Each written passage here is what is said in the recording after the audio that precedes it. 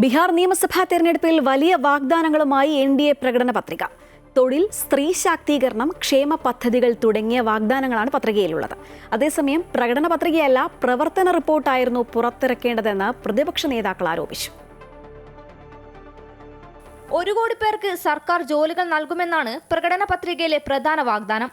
കൂടാതെ നിരവധി തൊഴിൽ അവസരങ്ങളും വാഗ്ദാനം ചെയ്യുന്നു. നൈപുണ്യാധിഷ്ഠിത തൊഴിൽ നൽകുന്നതിനായി സ്കിൽ സെൻസസ് നടപ്പാക്കും. എല്ലാ ജില്ലകളിലും മെഗാ സ്കിൽ സെന്ററുകൾ സ്ഥാപിക്കും. സ്ത്രീകൾക്ക് 2 ലക്ഷം രൂപ വരെ സാമ്പത്തിക സഹായം നൽകും.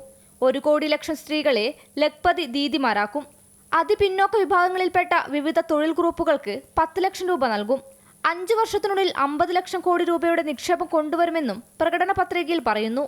എല്ലാ വിഭാഗം ജനങ്ങളെയും ഒരുപോലെ കയ്യിലെടുക്കാനുള്ള വാഗ്ദാനങ്ങളാണ് പ്രകടന പത്രികയിൽ ഉള്ളത്. 125 യൂണിറ്റ് വരെ വൈദ്യുതി സൗജന്യം, 5 ലക്ഷം രൂപയുടെ സൗജന്യ ചികിത്സ, കർഷകർക്ക് വർഷം 3000 രൂപ നൽകുന്ന കർപ്പൂരി ഠാക്കൂർ കിസാൻ സമ്മാൻ നിധി എന്നിവയാണ് പ്രധാന പ്രഖ്യാപനങ്ങൾ. 3600 കിലോമീറ്റർ റെയിൽവേ ട്രാക്ക് നവീകരണം, പുതിയ എക്സ്പ്രസ് വേകൾ, 4 നഗരങ്ങളിൽ കൂടി മെട്രോ റെയിൽ, 4 പുതിയ രാജ്യാന്തര വിമാനത്താവളങ്ങൾ എന്നിവ അടിസ്ഥാന സൗകര്യ മേഖലയിലെ എൻ.ഡി.യുടെ വാഗ്ദാനങ്ങളാണ്.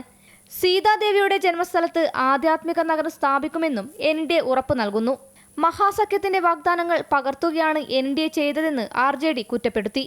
പ്രകടന പത്രികയ്ക്ക് പകരം പ്രവർത്തന റിപ്പോർട്ടായിരുന്നു എൻ.ഡി.എ പുറത്തിറക്കേണ്ടതെന്ന് പ്രതിപക്ഷ നേതാക്കൾ ആരോപിച്ചു. അമൃത ന്യൂസ്, ന്യൂഡൽഹി.